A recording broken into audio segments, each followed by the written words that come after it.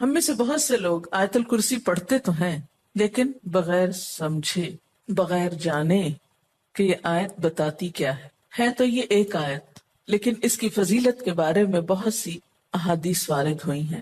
ترمذی کی ایک روایت ہے حضرت ابو ہریرہ رضی اللہ تعالی عنہ سے کہ نبی صلی اللہ علیہ وسلم نے فرمایا کہ ہر چیز کا کوہان اور بلندی ہے، یعنی ہر چیز کی بلندی ہوتی ہے، اور قرآن حکیم کی بلندی سورت البقرہ ہے، اور اس میں آیت الکرسی تمام آیتوں کی سردار ہے۔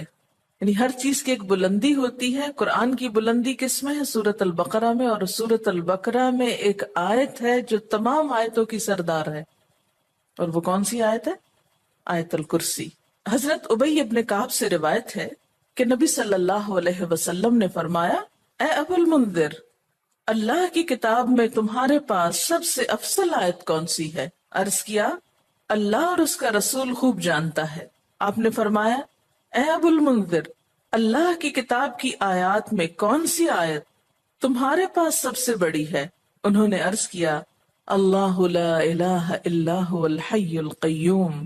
تو آپ صلی اللہ علیہ وسلم نے میرے سینے پر ہاتھ مارا اور فرمایا، ابو المنذر، تمہیں تمہارا علم مبارک ہو، یعنی واقعی یہ آیت سب سے بڑی آیت ہے۔ اس کے بارے میں آتا ہے، جو شخص ہر فرض نماز کے بعد آیت الکرسی پڑھ لے، اسے جنت میں جانے سے کوئی چیز نہیں روکے گی سوائے موت کے۔ اسے ابن مردویہ نے روایت کیا ہے۔ اللہ تعالیٰ نے حضرت موسیٰ بن عمران کی طرف وحی کی کہ ہر فرض نماز کے بعد آیت الکرسی پڑھ لیا کرو۔ جو شخص یہ کرے گا میں اسے شکر گزار دل، ذکر کرنے والی زبان دوں گا۔ اس پر ہمیشگی صرف نبیوں سے ہوتی ہے، یا صدیقوں سے، یا اس بندے سے جس کا دل میں نے ایمان کے لیے آزما لیا ہو، یا اسے اپنی راہ میں شہید کرنا چاہتا ہوں۔ یعنی اس آیت کی پابندی ہر فرض نماز کے بعد اللہ کے خاص بندوں سے ہی ہوتی ہے۔ بس اپنے آپ کو چیک کر لیں کہ آپ ان میں شامل ہیں کہ نہیں۔ کیونکہ ہم نماز میں کچھ سوچتے رہتے ہیں، جو ہی سلام پھیرتے ہیں پھر بغیر کچھ سوچے سمجھے جو سوچ رہے ہوتے ہیں اس کو بیان کرنے لگتے ہیں، اور یہ بھول جاتے ہیں کہ یہ وقت آیت الکرسی پڑھنے کا ہے۔ لیکن جب انسان کا دل اللہ کی طرف مائل ہو جاتا ہے تو پھر نہیں بھولتا۔ نبی صلی اللہ علیہ وسلم نے یہ بھی فرمایا کہ جس گھر میں آیت الکرسی پڑھی جائے اس گھر سے شیطان نکل جاتا ہے۔ اس کے بارے میں ایک روایت ہے جو بخاری کی ہے، صحیح حدیث ہے۔ حضرت ابو ہریرہ رضی اللہ تعالی عنہ کہتے ہیں کہ آپ صلی اللہ علیہ وسلم نے مجھے صدقہ فطر کی حفاظت پر مقرر کیا۔ فطرانہ جمع ہو رہا تھا اور آپ نے اس کی حفاظت کے لیے ان کو ایک طرح سے چوکیداری دی۔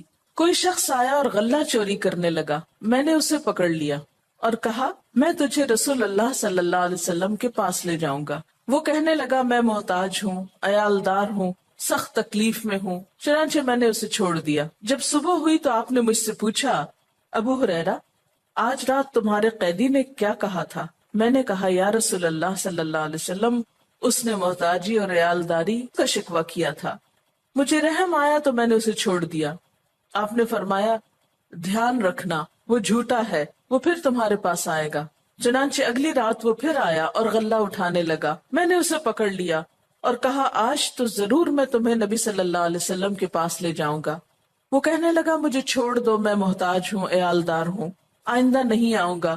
مجھے پھر رحم آ گیا اور میں نے اسے چھوڑ دیا۔ صبح ہوئی تو آپ صلی اللہ علیہ وسلم نے مجھ سے پوچھا، ابو ہریرہ، تمہارے قیدی نے کیا کیا؟ میں نے کہا، یا رسول اللہ صلی اللہ علیہ وسلم، اس نے سخت محتاجی اور عیالداری کا شکوہ کیا، مجھے رحم آ گیا تو میں نے اسے چھوڑ دیا۔ آپ نے فرمایا، دھیان رکھنا، وہ جھوٹا ہے، وہ پھر آئے گا۔ چنانچہ تیسری بار میں طاق میں رہا، وہ آیا اور غلہ سمیٹنے لگا۔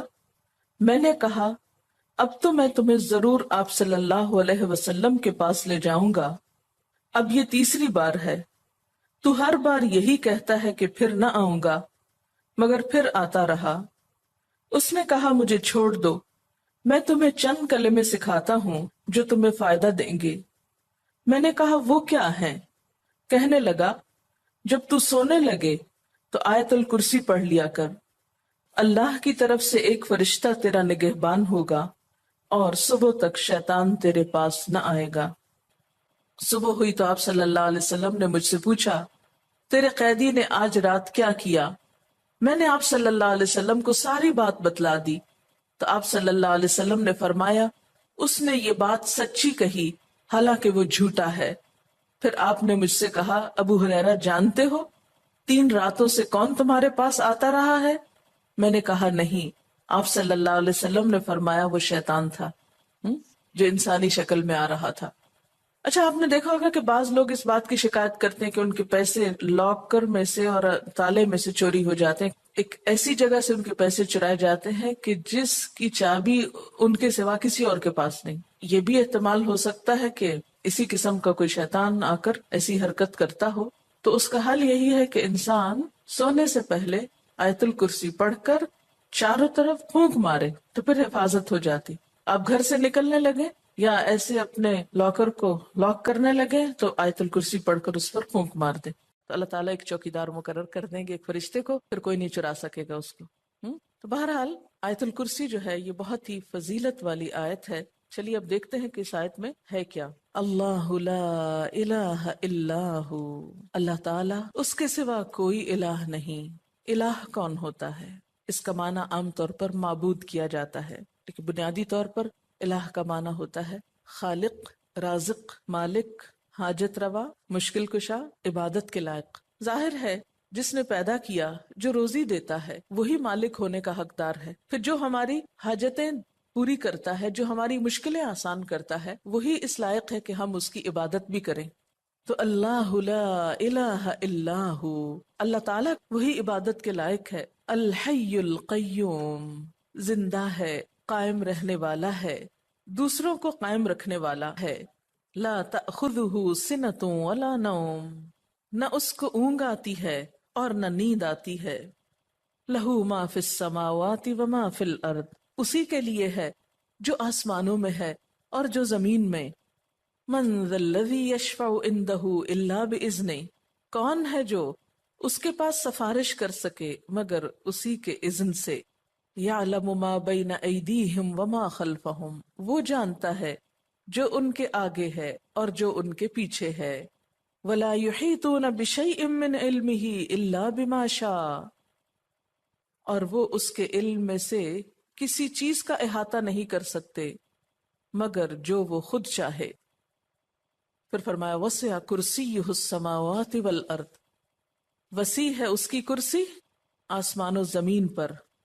ولا یؤودہ حفظہما، اور نہیں تھکاتی اس کو ان دونوں کی حفاظت۔ وہو العلی العظیم، اور وہ بلند ہے، بہت بڑا۔ یہ ہے اللہ تعالیٰ کا تعارف۔ کیا؟ نمبر 1، اس کے سوا کوئی الہ نہیں۔ نمبر 2، وہ زندہ ہے۔ نمبر 3، قائم رہنے والا ہے، قائم رکھنے والا ہے۔ نمبر 4، اس کو نیند اور اونگ نہیں آتی۔ نمبر 5، آسمان و زمین کا مالک وہی ہے۔ نمبر 6، اس کے پاس کسی کی سفارش کام نہ کرے گی مگر اسی کی اجازت کے ساتھ، یعنی سارا اختیار قیامت کے دن اسی کے پاس ہوگا۔ نمبر 7، انسانوں کے سامنے اور انسانوں کے پیچھے، یعنی ان کا ماضی اور مستقبل سب کا علم وہ رکھتا ہے۔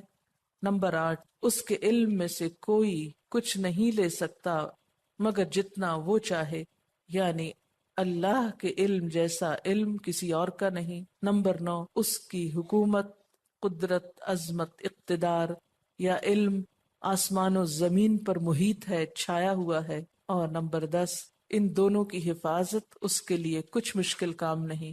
نمبر 11، وہ بہت بلند، بہت عظیم ہے۔